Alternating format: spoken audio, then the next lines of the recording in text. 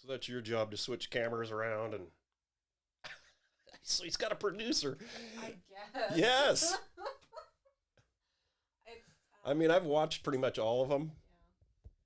Yeah. I'm still getting used to the back and forth when you guys are talking, and then you're kind of done, and then he starts to talk. Right. And I'm still kind of messing. The first one I kept going back and forth because I was confused, but then he wants to do like if anybody sponsors, and now he added more buttons to do like sponsoring and stuff. But it's I get nervous because I don't want to mess it up, but I guess you can't really mess it up, No, even if you're floggled a little bit, nobody cares. It's just a podcast. Yeah. Yes.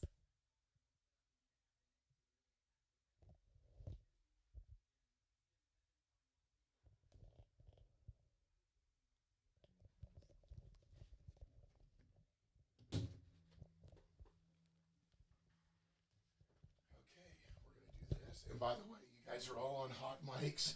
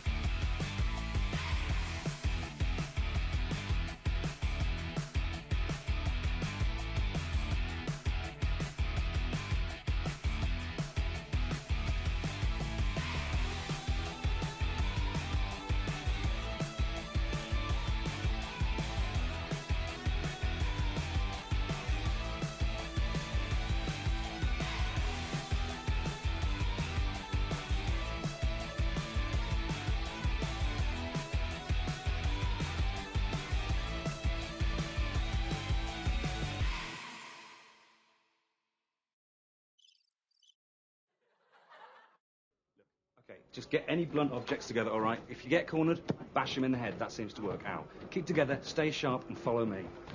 Give me fuel, give me fire, give me that which I desire.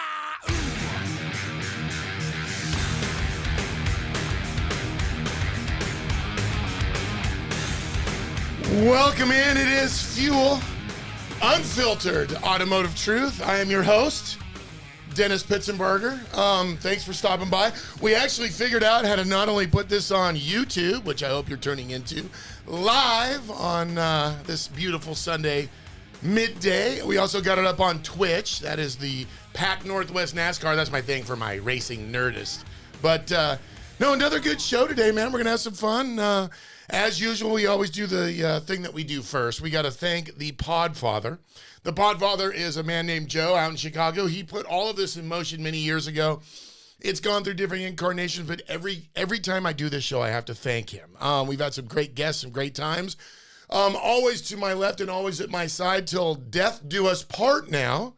Marina, the wonderful now producer of the show. Are we doing today? Good. Thank you. Yay! Yes. And without further ado, clapping in the background, our guest of the day, Mr. Scott Lang. How you doing, buddy? I'm doing great. Man, this is, we were talking before the show, and I told you, this is just, it's exactly like being in the lanes at Woodburn, except for now we have cameras pointed at us and headphones. There's no difference. Yeah. It could be raining and you'd be hanging out just talking. Yeah, we could be like sitting under an awning going, thanks for not getting the weather right. Anyway, But no, I wanted you to come on the show. You and I have had endless fun at Woodburn. You've been a good friend of mine. We've had a lot of fun doing a lot of different things. I mean, everything from helping me put stuff together in the black car and the convertible. But really, there's a story to be told, as always with these. I'm going to get right into it because you didn't know and I didn't know. I mean, you are the professor of Pinto, the proprietor of all things small mini Mustang pony power, and you're a Pinto guy. And I remember when we met, I had, for a very short time, like days, my brother-in-law tried to get me to own this little tiny red hatchback, and I was like, a Pinto? The hell do I want that for? Retrospect, worst mistake I ever made was not having that. It was a 1600 4-speed car. I regret it to this very day, but you are a Pinto guy, man, and there's a story behind that, where it all starts, man, and I know a little of it. It was like literally the little old lady from Pasadena kind of thing, but where did all of this start for you, man? Well, I'm a Pinto guy, and I'm also a Ford guy. Sorry, Chevy freaks. But we can mutually make fun of the Mopar monkeys. That's right, Mopar monkeys. Everybody's got their twitch. Anyway, it all started back in the gas crunch. Okay. My dad drove gas guzzlers, Bonnevilles, 63 Pontiacs. He owned one of those like 70 Bonnevilles that had the sorry tail lights, and man, he hated buying that thing because the trunk leaked, and he did nothing but work on it. He finally got rid of that and got like a 72 or 67 Cadillac. Oh, that was better on fuel. Well, we needed a tow rig for our boat, and so he went out and bought a Cadillac. And we ran that for a couple of years. He broke a motor mount in it, trying to show us how to do a burnout. And, I was probably like 10. And I bet you that Cadillac was the king of the one-wheeler. It was an awesome Cadillac. There's something about riding in a Cadillac. They're such big boats anyway. So anyway, we got rid of that one, and then we ended up with a 72 Sedan DeVille, which we used to tow the boat. It had airbags that adjusted, and you put the boat on. And okay, so anyway, gas crunch. Driving around in a big gas guzzling rig is bad, costing you a lot of money. So my dad found this Pinto wagon that had been wrecked. It needed front end parts like a hood and some fenders, and he bought it. He was a ski instructor up at Mount Hood at Ski Bowl. Oh, I didn't know that. Yeah, and he would go up both Saturday and Sunday and teach up there. And in the Pinto? In the Pinto. And of course, he'd come by. My parents were divorced when I was 6, but we still had great relations with my mom and everything. And he would come pick us up early Saturday morning, and we'd charge up to government camp in the Pinto. Right. And if it got slick out, he'd tell me, climb all the way in the back, get some weight back there. Get some balance. We're not stopping, put the chains on. We're going to make it. And so I'd get out of the seat belt and climb clear back there at the very back of the car, and we'd make it every time. That car was awesome. You know what? I don't know what should be probably scarier, the Cadillac or the Bonneville going up to Mount Hood. Well, he did drive the Bonnevilles up there. That was the gung-ho kind of way to go. Just floor it. Just when in doubt, mat it. Well, that was back before 26 was all upgraded, and it was just a skinny 2-lane road past like rhododendron, and it was. What could go wrong? Yeah. So anyway, that's where the Pinto thing started. Riding around in Dad's little red wagon. His was a Squire wagon. It had wood grain. I was gonna. That question was coming. And so we would drive that back and forth, and I kind of got hooked on the Pinto thing. Well, then we finally got to an older age, and my brother's a year or two older than I am, and well, he wanted a Pinto. So they went and looked, and they bought this little 72 runabout. Okay. And his was the trunk model, not the hatchback. The trunk model? Yeah, which is rare. I was going to say, you never see those. He still has it in his garage. Really? Yeah. It's been sitting in his garage for like 25 years. That's like finding an old notchback VW, man. Exactly. Those are not out there. So then I got to the age of 15 and 16. Well, guess which car I learned how to drive in? The Pinto. The Pinto. Tektronix parking lot, people. A vast area to train, stick shift. I would beg Dad. He lived in an apartment right across the street of Jenkins from Tektronix. Okay. So after dinner, I would say, Dad, can we go driving? Yeah. Oh my God. It was like the best thing ever. Okay. Yeah, let's go. So he'd hop in and drive the block across the street and let me go in the parking lot. Cut you loose. Yeah. I'm sure it was a 4-speed too. Oh yeah. It was a stick car. So we did that like multiple times, 10 plus times. And then that's how I learned how to drive. And so that's kind of where the whole Pinto thing started. Now, as far as a race car, now, wait. I That wasn't- want to ask a question about the driving car. Was that a 16 or a 2000? my dad's car was a 2000, which Okay. I believe is the best engine out of the 16 and the 2300 is you'll the get- 2000. You'll get some feedback on that one from Yeah. a true Pinto fanatic. The German motor can definitely take punishment day after day, and still you get up in the morning, grab the key, fires right up. I mean, I used to beat the crap out of that car. Well, then high school came, and I got my Pinto Okay. back in 81. And it only had 56,000 miles on it. It was like grandma's car, Cherry. I was gonna say, is this the lady that it was like tickets or no? Wait, it didn't work. Go into that part of it. Okay, well, that's the race car where Oh, I'm my sorry. buddy serviced it. We're on a different Okay, car. so we're still on my new Pinto, which was new to me, 56,000 miles. The thing was like a grandma car. It was Cherry. I bet. And so we got that car, and I drove it. And then, high school came, and I was driving it back and forth to high school. And then I got to be friends with a friend of mine named Mark Bohai. And he was heavily into the drag racing, and the high school drags was big back then when you're in high school, right? Yeah. He had a 65 Ford Fairlane that you could eat dinner off the engine. This thing was Cherry. So anyway, he decides that one day I need to go faster. I'm going to put a 400 in it. So in the 65 Fairlane. And so he's like, hey, do you want to buy the motor and transmission out of the Fairlane, which was a 289 with a 302 crank, so the pistons had been decked.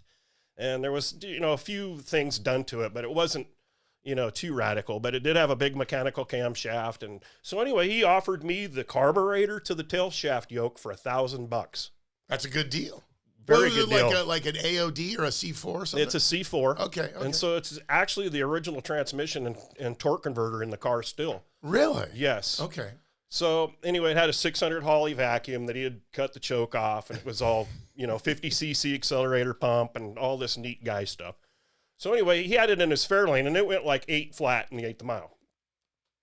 And before he pulled it out, Mike Whitaker, who is now passed, racer from way back, he told him, why don't you go in race Super Pro with the thing? You're right at the 8 flat. Well, Super Pro back then was $799 and faster. Okay. His car never ran that dial. It went 801, 802. So But the cutoff was $799. yeah. Okay. So he dials 799, gets in the bracket, because the guy, Mike Whitaker, said, hey, just get in there. Yeah. And he ends up winning that night, and he can't even go 799. He goes 802, 801. But if you're a 100th off the dial, man, you're in. So we were all freaking out, going, what the hell? So, I'm more pumped about this motor and transmission cell. So I actually bought all that setup and stored it in a friend's garage before I even had a car to put it in. So all my buddies said, just put it in the Pinto you got now.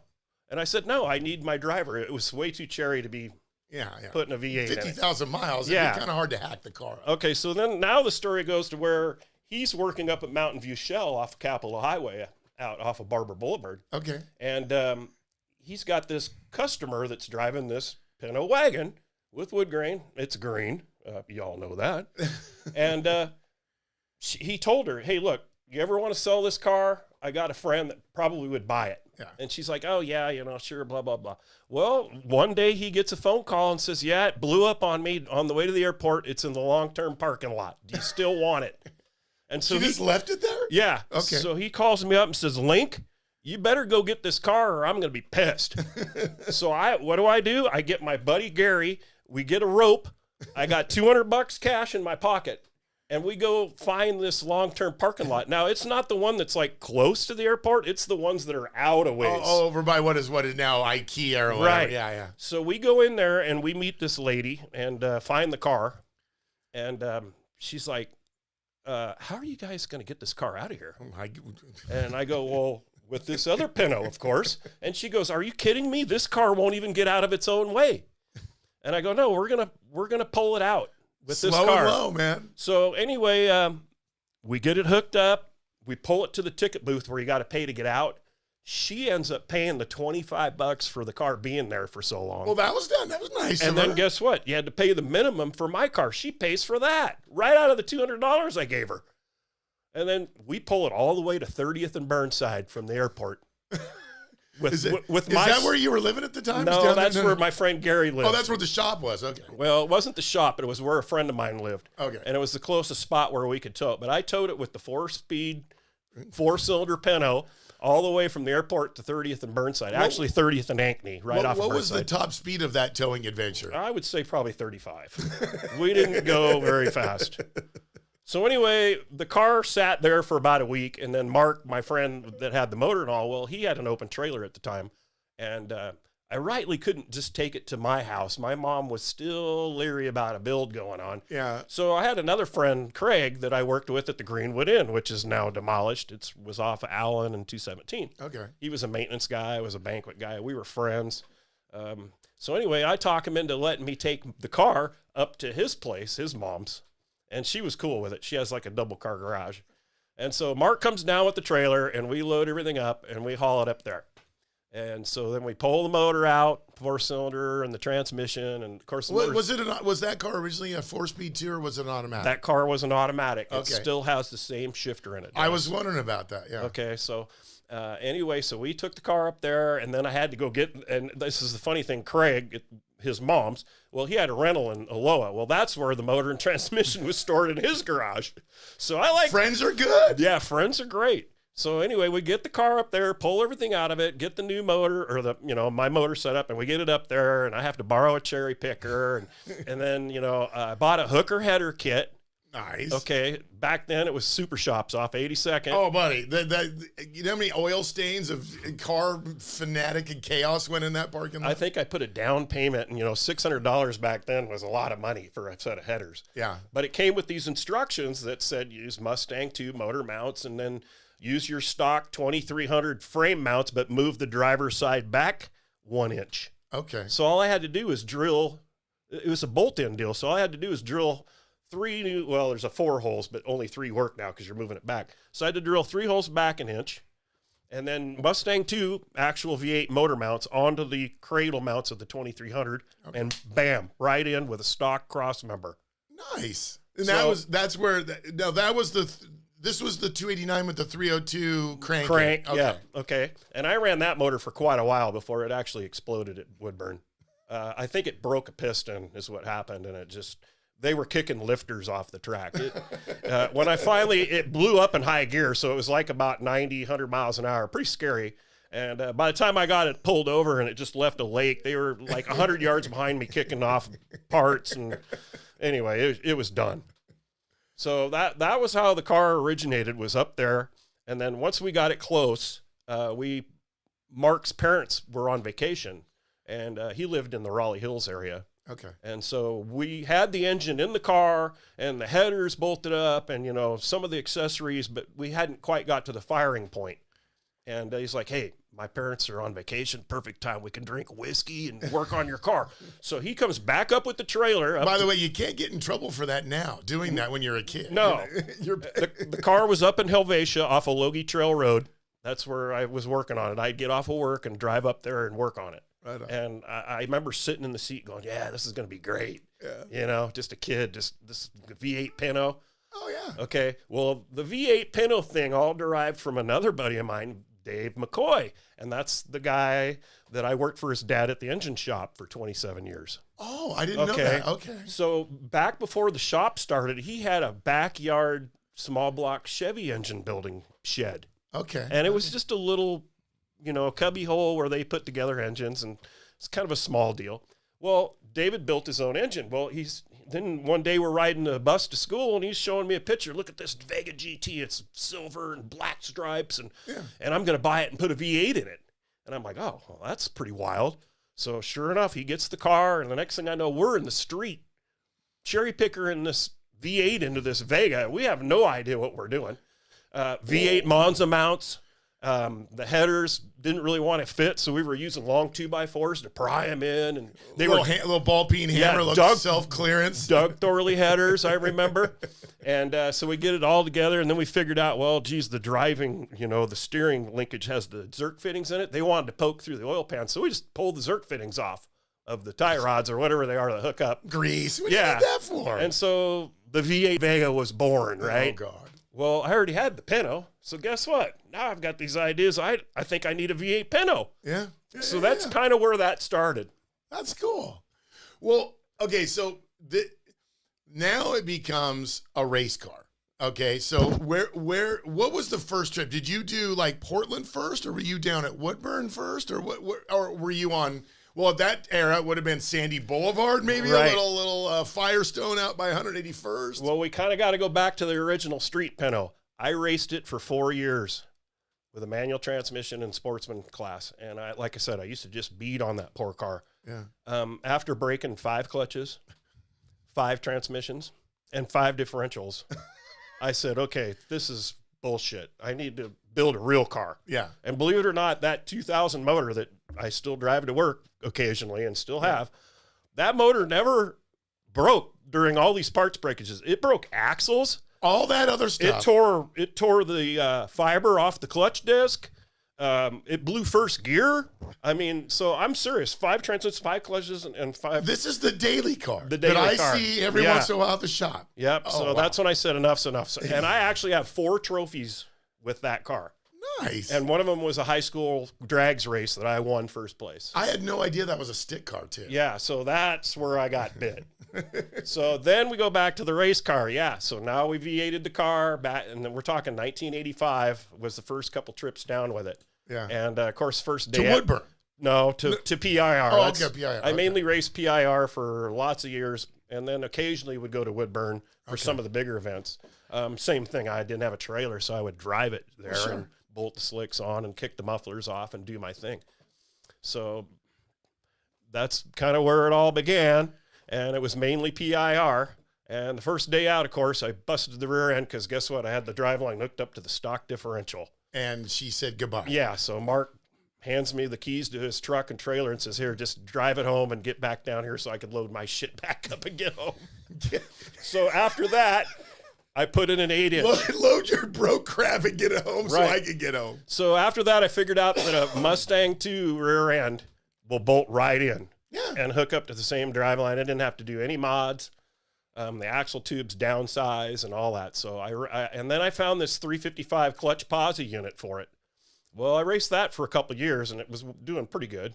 Yeah. And eventually I broke that rear end and it actually blew the whole cluster off of the whole ring and pinion where the 4 bolts hold it all in. Yeah. It blew the It casting. shattered the whole Yeah, cap. it just blew the whole differential off and all the caps and everything. It was shot. So I'm like, well, shit. What do I do now? So I ended up buying another 355 deal, and believe it or not, the 9-inch spool goes into an 8-inch. So I didn't have to go get another clutch style because that cost back then I paid like $350 for it. Back in like early 90s, that's a lot of money back then. Yeah. And so I put a spool in the next one. Don't tell anybody that was stock axles. And then I raced that for a while. But in my mind, I always thought, I need to upgrade. Did the axles hang in there with the spool in it? I mean, I would have thought it would have got kind of ornery in I'm there. still on the same axles. Really? Yes. See, I didn't realize it was a 9 in there. For some reason, I thought it was an 8.8 in the back of that. No, it's a 9-inch. And one day I was at Nicolad's, back when that was big, before the internet. I would thumb through there, and here was this 9-inch, 56 Ford 9-inch out of a 56 Ford wagon. Is that what's in it? Yes, sir. Oh, wow. And it's the same width, 53-inch or 52-inch from backing plate to backing plate. Well, the guy just had the housing and the axles, not the diff itself. So, I think I got it for $150, which was a screaming Now, deal. did you have to mod like the mounts and everything? Did you have to cut the mounting points off or anything? No, the actual leaf spring pads and locating pins Just, dropped right in. you got all lucky on that one. All I had to do was step up and buy bigger U-bolts because, like I said, the 8-inch kind of narrowed down as it went. Yeah. So the 9-inch has the big tube all the way across. So I had to buy 4 new U-bolts. Easy. And then some competition engineering traction bars. And then of course, I had to get a housing. And I ended up, the differential itself, the pumpkin. Yeah. And I ended up getting that from a friend that had it in his truck for a while. And I actually put the spool in it. So I'm like, okay, I'll buy that from you because he wanted to upgrade. And then I said, screw this. I'm not going with the 5-lug axles.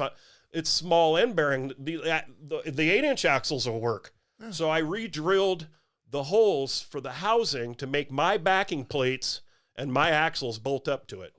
So it still has the Mustang 2 brakes Okay. and axles in it. Dude, you MacGyvered that shit. Yeah, I made it all work. And it all bolted right in. And so then all I had to do was buy a conversion U-joint because the cups were bigger. Yeah. And then I went and bought a high-dollar driveline at Driveline Service because I knew that was the next. Is that weekly. place even around? Remember, oh, what was that? Old Six States on Columbia. Yeah. Well, they were off of Vancouver Way over by Jubit's. Is that? I remember or maybe it was Six States. They were over off Columbia. I haven't heard that name in forever. Yeah. So that's kind of the 9-inch story. So that's why it's still 4-lug and 13-inch tire. Well, everybody told me, hey, look, you put any more power to this thing, it's going to spin the tires. You can't. Yeah. There's no way you're going to go under 8 seconds in the 8th mile with your 4-lug. And I go, you want to make a bet? Yeah, yeah. And hold my beer. Yeah. So next thing I know, I'm doing different mods to the engine. After the one blew up, I built another one, and we put aluminum heads on, and pretty much staying with the same camshaft profile because my torque converter is only like 3,000. If you go too large, then you lose all your bottom end. Yeah. And so we did all that, and next thing I know, I'm starting to win rounds. Yeah. And wind lights are coming on, and I'm getting more consistent. And when I first got the car out, it went like 920s. And Now, along the way, now going to where you're starting to win rounds, one of the things that I have, the funny thing is I thought about it, you and I, except for I think maybe a time run, have never actually gone head to head. Yeah, that's another thing we need to talk about is how you always race the same people, and then other people you never race. Yeah, Happens all the time. During this ascension to what I would call a foot brake hero, Right. were you always just kind of on the lights, or is that something that just, I don't know, like, did you get better as a go, or is this one of those things that just snapped? Well, like when you had Kurt Landis here, he said when he first started racing, which was way back when I first started racing, there was no reaction timers. That's right. He was talking about the slips coming down. Yeah. Yeah, and the Christmas tree, it was just one amber and one green. There was no 3 ambers and Ready, set, go. yeah, it was like a pro tree almost because you had to go, and of course then there was no reaction time, so nobody really knew what was going on. So back then you really didn't know. Mm-mm. Okay. And I used to get punished by the herds and all that, and you got to get punished before you learn, right? Oh, I believe you're talking to the punishment king. Well, then Computech came in, and that's when the reactions times came in, and they changed to a 3 amber, and then after that it went from regular bulbs to LED, and so that's kind of where I got my start, was just off that amber green thing coming off the brake pedal. So I think that was a big. So you actually see that as an attribute that you didn't have to, like me. Everybody, I've told the story many times. I now don't even look at the other ambers. I get on the second stage, and I'm looking at the first amber like it's a pro tree. So it's kind of funny that. Probably it was what made you so good at that, because you were like, what are the other 2 fucking lights Right. for? And, that's funny you say that, because that's how I still race. When I get up there and get staged, I focus just on the 3rd amber. And you can see the other lights coming down in your peripheral vision. And so that's how and then the car reacts great for just only 3,000 stall. And then again, it's not so loose that it, you hit the throttle and you're sitting there. It moves when you hit the gas. Well, it's a pretty light car. How much do you think the Pinto weighs? The Pinto weighs 2,550 without me in it. That's light. That's why it just rips out of the hole. I've taken the crash bars out of the doors. I've taken the crash panels out behind the bumpers, and no heater, and interior stuff's out, and wipers and motor. So yeah, it's been reduced. What now? One of the things I thought was funny is funny. Hold on. Let me take another exit real quick so it makes sense. One of the things that you're racking up is something I will go with the story that follows it is all of these event win stickers. They start stacking up on the back windows. And that, why I say that, and I didn't say this to you when you walked by, because I was at the shop and Shay, nice guy, we all know Shay, Ford guy, has a cool 65 fastback Mustang. And he goes, so on your show, you're going to interview Scott Lang. And he looks at me, he goes, why? He has no clue. No clue what you do at the drag strip. And so it's a legitimate question, like, Right. why Scott?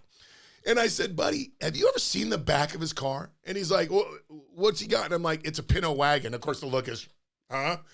And I'm like, buddy, he ran out of room, not for round stickers. I've won a few rounds. It's cool. I'm getting better, blah, blah, blah.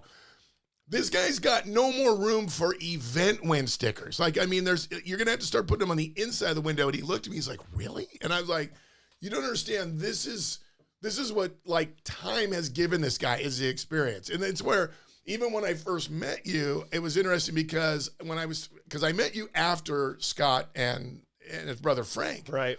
And they're like, oh, no, you don't understand.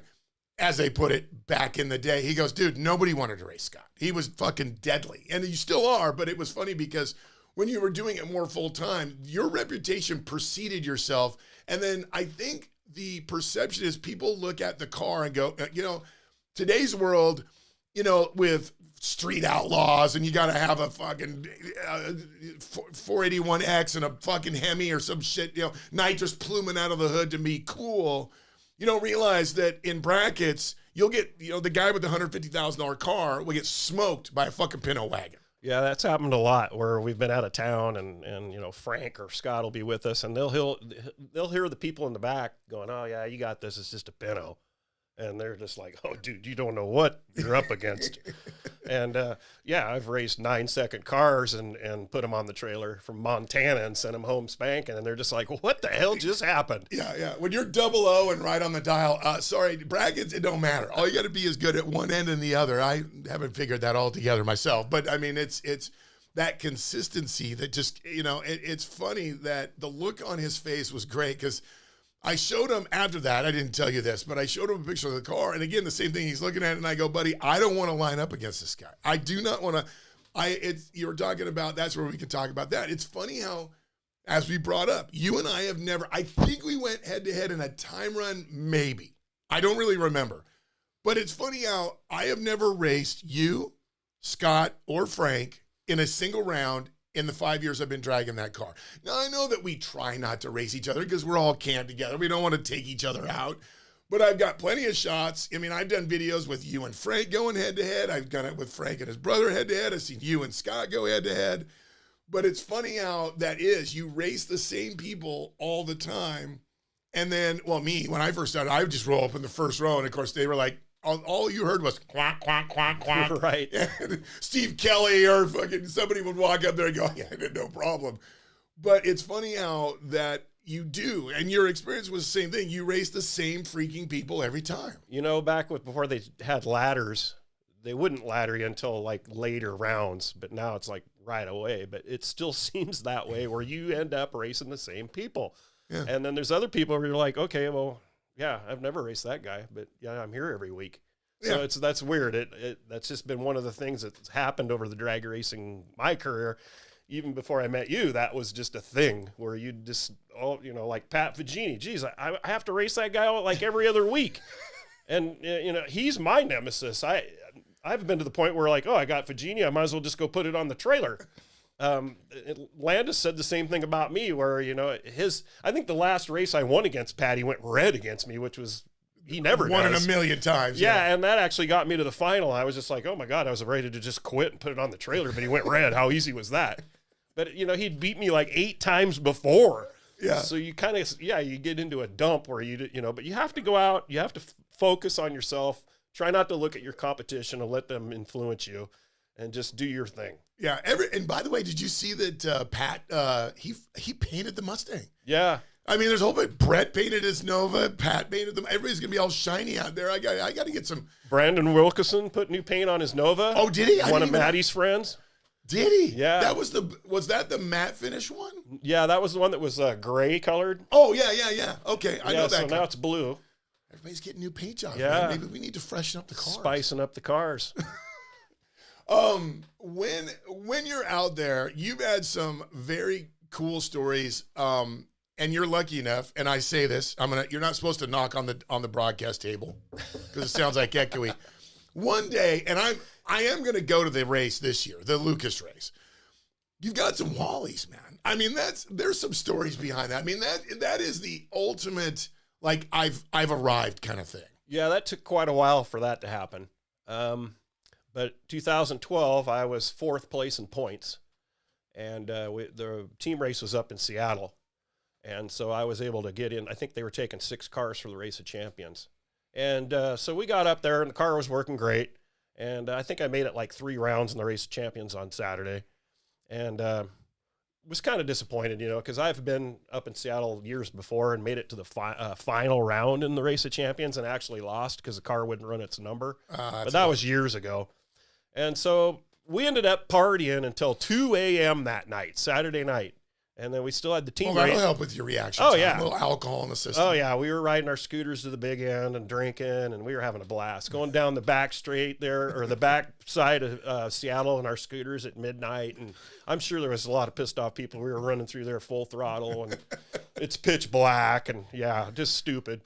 Anyway, so the next morning we get up, and I shake off the cobwebs, and we're into the Sunday team thing. Yeah. And first round, I got to race this 9-second rig from Montana. And Frank's like, oh, you got this guy. No problem, you know. So, yeah, sure enough, I go out there and cut a light and put him on the trailer. And they were the ones that were pretty clear down at the end. So he had to drive to the ticket booth for his slip to see that he lost. And then he had to go, and then he had to drive backwards all the way back around to the back side of the track. So then the next round came around, and Frank says, oh, you got some, I don't know, it was like a 10-second car. And he's like, yeah, you got this one. You got this. So, yeah, I ended up going by second round. And they're like, okay, now we're getting some numbers on the car. Where were you down the car? Because I know it's down in the 11s now. Where were you at this point? Back then was still with the old motor, so I was like dial 12, 16, 12, 17. So you're making them sweat it. That's kind of the fun part about it. And then about third round, there's these guys in the staging lanes, and they're over talking scuttlebutt. And the guy says, yeah, you got to have a 10-second car to win this shit. You know, this just ain't going to happen. It's brackets. What is it? It don't well, that's what he said, And so the day goes on, and we starting to get down to the nitty gritty. We're in the quarters, and we're talking, it's like 1, 2 o'clock in the afternoon. We've been, racing since 9. And I keep seeing Nick Shepard going rounds in front of me.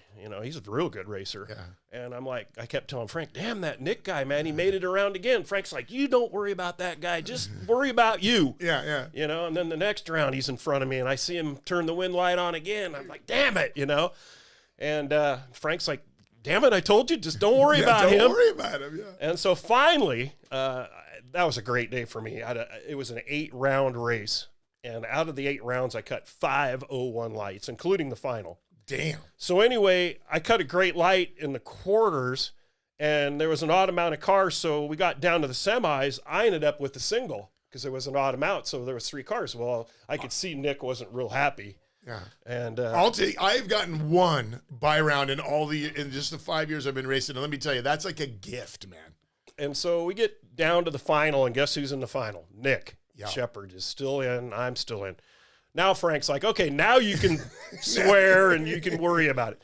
Well, this guy from the Seattle track area, I think that's where he was probably from, but he comes up to us and he goes, yeah, you need to watch out for this guy. He takes forever to stage. He burned me down and blah, blah. I went off on Nick on how which is no big deal. You got your 10-second time limit. And, and so we all just look at him and go, yeah, we all know about that. Yeah. And the guy's like, huh? And we're like, yeah, no problem. And so sure enough, we get up there, and I get my lane. I wanted right, and I'm doing my burnout. And the next thing you know, Frank's knocking on the car. Dude, your glasses. Well, I hadn't put my glasses on because I've been wearing my, that's at the point where I started wearing my glasses just for racing and driving. And so my glasses were like rolling around on the floor. It's the final. He's like, dude, your glasses. So vision does tend to help. I scramble and put my glasses on and go out there and cut another 01. And I look at the finish line. Nick's not there. I get out of it and tap the brakes a few times. I'm good by like 006. What happened to him? He just had a bad light. He cut an 08 to my 01. Yeah, and I'm down there waiting for him, thinking, oh, this guy's going to be all over me. And then at the last second, I'm like, Jesus, I need to throw the anchor out. We're in trouble because Pettit's had been dialing me all day, and they always kept a couple in the bank. So they told me, hey, if you're out front, make sure you get on those brakes, blah, blah, blah. Well, I had like a 16 package between the 01 light and my 006 to finish line. So you're thinking you're supposed to, wait a minute, does the parachute come out right now, or what do we do? Yeah. So after all night of partying, 2:30 in the morning, finally going to bed, 8 hours later, it's 5 o'clock, and I'm going into the final and winning this damn thing. That's cool. It was $2,500 win with the Wally. That's cool. Pretty cool. It's those days. I've heard from you and so many other people. It's one of these days is going to be my day, and I know it'll come. I just have to be patient. I'm past. my typical thing is have a shitty Saturday, want to drive it into the farmer's field, and then Sunday I win some rounds, and then I remember I like drag racing again. I know one day I've gotten 98.6% past that, because I know that there'll just be another weekend. One of these weekends, I'm just going to be like, what the fuck am I doing here at the end? And I know that it'll come. I know it'll come. If you're not there, you can't win. That's what my friends always told me when you were thinking about missing a week or you had some excuse. They're like, hey, if you're not there, you can't win. Yeah. So I had to race Nick for the Wally, and to beat him is like, that's huge. Yeah. Because he's a damn good racer. Mucho credits to that guy. So, like, the next Wally I got was a Woodburn thing, where they have that one annual a year Wally race. And I go down there and I'm on fire again. I'm 00 this, 00 that. I get up against Dave Bronick, like in the semis, and he's like, yeah, I heard you've been cutting 00s, take it easy on me. I 003'd his ass. And so guess what? Next thing I know, I'm in the finals again for a Wally. Guess who I got to race? Nick Shepard. And I'm like, are you kidding me? So I'm telling myself. I didn't know this part of that. I didn't know that it went, okay. And so I'm telling myself, okay, don't let this intimidate you. You got this. You got this. Hey, And so he's back talking to Steve Kelly in the staging lanes. I'm already in the burnout box. They're like trying to get him to come. He's just taking his time. And so I told the burnout guy, I said, hey, look, I'm just going to shut my shit off here. And when he gets here, I'll fire back up. So don't panic that my crap's not running. Yeah. And so I get in the water and I just park there and shut it off. And I wait for like another minute. And then finally he comes up and does his burnout. Well, by then it's late in the afternoon. Nobody's in the stands but his wife. And I go out there and cut an 020. And I throttle Whomper once down at the end. And I go like a 12-17 again with like a 2 or something. And I had like an 022 package and beat him out again. You see the white light come on. So that's where this Shepard Wally's thing came in, because they really should have been his if I would have screwed up with those races. That's drag racing. It's always down to that little itty bitty difference. And he was always a gentleman and came up and congratulated me and said, hey, look, people say what they do, but you're a good racer, period. Yeah. And so pretty huge coming from him. Yeah. That is one of the things I think is cool about drag racing. There's always been this joke about me going back to circle track at some point, these kind of things. That is one of the things I think is really cool. And I've always done it. I mean, win or lose, I think this is my personal perspective. You tell me what you do. And I look at it this way. When I win, I think that it's, I come back and I'm going to get ready because I need to get ready for the next round, whether it's just checking tire pressure, fuel, whatever. When I lose, which is a lot of the time, I always go over whether I got smoked, it was close, whatever, and say, hey, man, good race. Some of them want to shit. Some of them want to sit and chit-chat about it for a minute. That's fun. Some of them aren't. They're quick to, thanks, because I know they want to get ready for the next round. But I think that's one thing that's neat about drag racing, especially now that I'm a few years in that core, call it the core group or whatever. People are very cool about it. It's listen, we're all competitors. Listen, if I do get in that round against you, I'm going to throw it at the fucking fence and see if it sticks, for starters. Everybody does. Everybody does, right? And I'm going to throw it out there, and if I win, that'd be awesome. If I don't, we'll pit next to each other anyway, so it won't matter. But it is kind of neat the way that works, in drag racing. It is a different mentality. It's funny when you watch, like, those call them the big timers. They're not... Maybe I don't know because I'm not in their little circle, but it seems like they're very much not like that. Now, I could be wrong. Don't anybody start clamoring at me about what a jerk I am. I just don't see that win or lose, we're still all having fun kind of mentality. Maybe that's because at some point there's a competitive level where it's like, okay, it's not like us where we got, a nice car and a nice trailer and a pickup carrying it. These guys are, 42-foot stacker and they got $600,000 in their setup and maybe it's about money. I get that too. Right. But I wonder as time has gone on, have you seen a difference in that? Has it become like because there's a core group. When I first started doing this, I met Scott and Frank via you, and then the peripherals all started falling in. The family starts coming together. Yeah. Yeah. Do you still see that same? Oh yeah.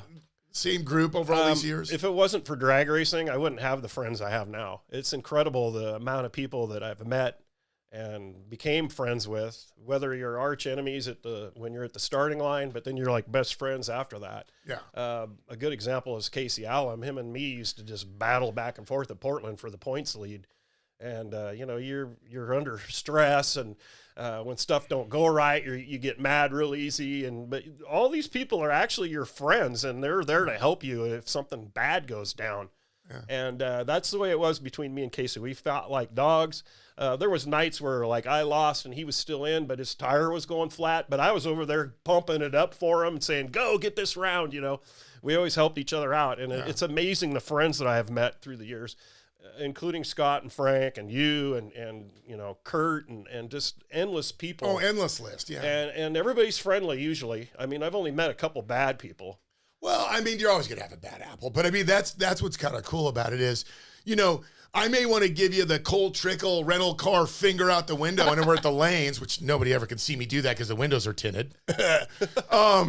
But I'm always flipping off the guys in the line too. The burnout guys, I'm just like this, right? My car just, and they don't even see. Anyway, you have that cold trickle finger out the window rental car scene, but yeah, the next round, if your car's broke, dude, the parts are over there in my toolbox over there. What can I do? Right. And that makes a big difference. I mean, that makes a big difference. That's pretty much what made me so good, was just when the car would break or I needed some help, friends would come over, help pull the motor out, and then when I was working at the shop, the boss was like, "Hey, here, let's just throw this together," and then, wouldn't charge me a whole bunch. And my first 3 motors were just straight up cheap 302s. The first one, like I said, was a 289 deal with the cut pistons. And well, after that one broke, then I just built a straight 302 with some dome pistons and better heads. And the car went from running like 920s in the 8th all the way down to like a 780. Yeah. And then finally, stroker kits became fairly cheap. And so shout out to Luke Wilson at Wilson Cylinder Heads. He had an account and I said, "Hey, look, I want to get a 347 set up. Can you, order the stuff?" Is that where that started? Yeah. Oh, okay. And so then I got a free block from the engine shop that was already 30 over and had already been decked. Oh, yeah. So I bought the 30 over kit and pretty much assembled all that. You saw that in the shop, and it sat there for a couple of years, and everybody kept antagonizing me. "Hey, you need to get that in the car. You need to get that in the car." Well, then Buddy Dennis comes through with some super killer cylinder head deal. Because they were moving shop, I think, is they didn't want to have to move all that stuff. Remember? Yep. They were cutting bait quick, and they were like, "Dude, listen, it's like being at the swap meet. Just get it out of here. I don't want to take it home." Now I had Jegs aluminum heads on the other motor, but I thought, I probably could step up and get some real Edelbrock, and step this program up. So I built that short block, like you said, and it had been sitting there for a while. And then finally we got the heads, and then we got some push rods, and then I got some fairly new rocker arms that were off of Buddy's motor. He probably had 10, 12 passes on. And new. So it just pieced all the pieces together. And then finally Scott's like, "Hey, get the car in here. We're putting that engine in." Yeah. And that's when we tore it all apart, redid the front end, and took the diff apart and checked all of it. And the axles still looked great. They weren't twisted. I have spares, by the way. All the passes on that thing. I mean, that thing, at that point, that car had to have literally, if you think it had to have 150 passes on those axles, or maybe more. More, thousands. Yeah, that's true. Yeah, because that was the original. Oh my gosh, that thing. I think I pretty much had an 8-inch in it after about 86 or 87. So then I just took the axles out of that and put them in the 9-inch when I did that. So, but then U-Pull had a sale, and so I better go get another rear end just for spare axles. So I do have spare axles. That's why the other ones don't break, I think. If you didn't have them, something would happen, right? Of course. Right, and you know what it would break is in the semis. Oh, yeah. Not when you want it to happen. Speaking of parts, there is an infamous story about carburetor shot put. Okay. I always wondered about this. Now we're back to the heated points deal where the pressure's on and you're feeling it. Okay, I had that 600 Holly that was all gone through. It was a vacuum, and yeah, it ran great, 780s, 770s on some days. So I really thought that I needed a vacuum carburetor, that a double pump would be too much because I don't have a whole lot of converter. So I invested $500 in a Proform vacuum. I think it was a 650. Yeah. It was your nice, pretty purple. I got one on my car. That's why it's funny. The story's funny. I put it on the car. It ran. I got, okay, it's tuned. Okay, let's take it to the track, see what happens. It wouldn't run under full throttle. the same thing happened with my 600. It just wouldn't run right full throttle. You wouldn't know it till you went out and stood on it. Something got stuck in the metering block. We tried taking it apart. Okay, so anyway, I just said, screw it. I'm going to upgrade to a ProForm carburetor. Well, I took it out. Like I said, we're in the heated battle of points.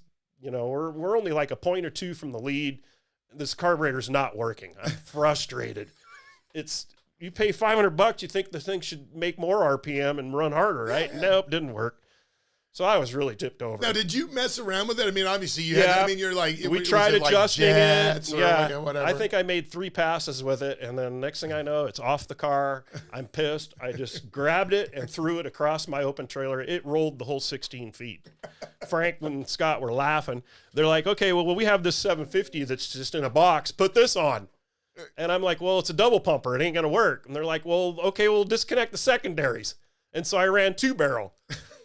And I ended up going some rounds that night. And then so I had to straighten the linkage up on the ProForm and write a request to return it. I got my money back. Probably should have never have because I was so mad I destroyed that carburetor. And then like the next week out, the air was better and the 2-barrel just wasn't cutting it. You could tell it was lean. And so Frank's like, dude, just go away. And so while I was away, Scott and Frank put the secondary linkage piece back in. And I go out there and run like a 770 something. I'm like, wow, it worked, dude. Yeah. And so I ended up running that carburetor, their loaner, for the rest of the season and ended up placing first in points. So that's the ProForm carburetor story. Yeah, I was wondering. I have a ProForm on my car. I don't know. I see them everywhere, but I don't think I'd ever buy another one. I'm sorry. I'm into the old gold stock deal, and then you just cut the choke off and do your own mods. If they only still made those carburetors and not imported them on a ship from a place overseas, I'm not going to touch that. That's where I got lucky. The carburetor that's on my car now was given to me from a friend that was on a 60 El Camino back in the 80s. Oh, yeah. And so, yeah, I cut the choke. I put the big 50cc shot pump on it. I got small, like 24 squirters because I don't have a whole lot of converter. And the car loves it now. Yeah. And with the 347, I think my best is like an 1111 at 122 in the quarter mile. How fast has that car gone now? Because you made a chunk difference in between I guess it would be 2 years ago and last. Yeah, when I first took it out, we all thought, okay, it's going to go like 1170, 1160. I go out first pass, I roll it out of the gate, then I stand on it. It goes 1119 at 122. Yeah. First lick. I come back, Scott says, hey, I thought you were going to take it easy. I go, I did. And I was freaked out because I'm like, wow, this thing's way faster. Yeah. And so then after that, I turned the throttle screw up and I was only like 7/8 throttle blade. Okay. Just because I didn't have the safety equipment and was kind of cheating there for a little while. Well, finally I got the door bar in, I got the harness in the car, and then I just ran it that way for the rest of the season. Well, the next season I went ahead and opened her up all the way. Yeah. How fast is that car gone now? 706 at 97 in the 8th and 1111 at like 122 in the quarter. And that's the thing. And I think on the 706 pass, that would have been like an 11.0, maybe a 1099. Because it was ripping. Yeah. That thing rips for what it is. And it's great because I put it together. And we selected the camshaft. It's a little bit bigger than what I'd originally been running, but pretty much the same profile to have that stall converter work as good as it is. So I had to totally like relearn the lights because the car works way better. It must have been. Now, did it change your 60 quite a bit with that? Or yeah, I went from like a 186 to like a 156. That's a chunk. That's a chunk. Big chunk. Yeah. And we all didn't realize that it was going to be that big, but it just goes to show you 347, 40 more cubes makes a huge difference. Yeah. I think I've seen some daylight underneath those. Oh, yeah. There's some daylight. I changed the rear shocks because it was hiking the tires so much.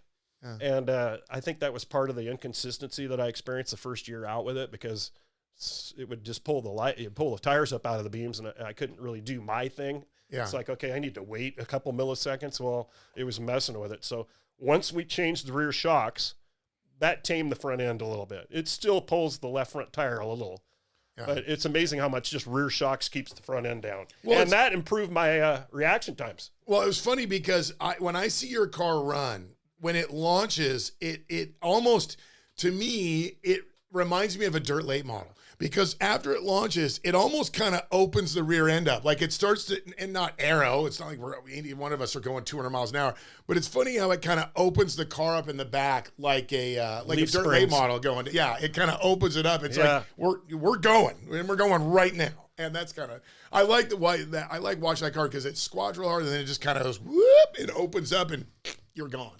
And then so we're back to the 4-lug thing, 13-inch tires. They said that would never work. Well, sorry, it does. Yeah. And another thing everybody always used to bitch at me about was you can't run pump gas. Not with dome pistons. I don't want to, we're not going to talk about fuel costs. Right well, now. I don't want to. Anyway, so yeah, sorry guys.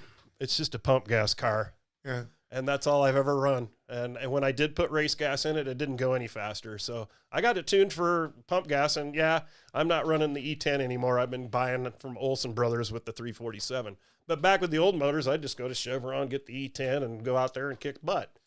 I could only wish, our lovely producer helps me get my wallet out of the truck when I got to go to the fuel window.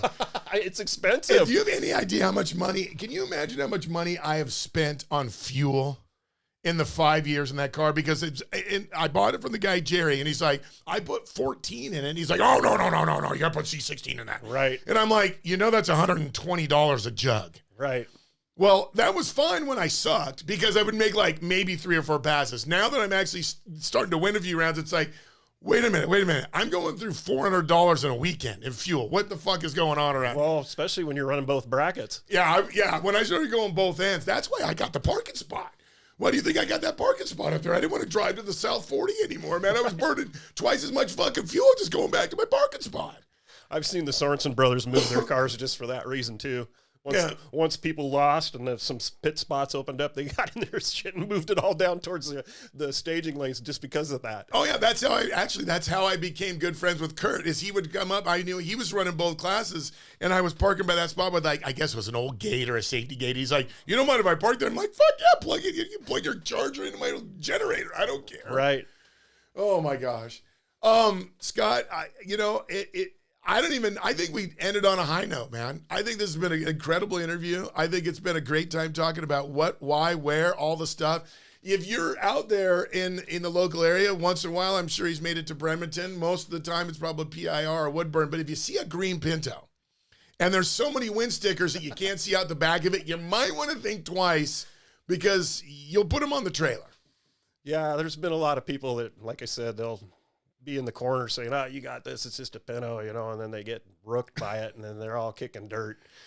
Well, I would love to race you because I would always invite the competition, because you cannot be better unless you race the best. That's true. And if I can ever go up against you, if I lose, I lose. If I win, I might savor that one a little bit more. Oh yeah, there's been plenty of that where they get around me and they come over and go, I can't believe I beat you. Yeah. It's all good because I've been there against the other guys and against Kelly and, like I said, some of these top guns. And like I said, it just makes you better.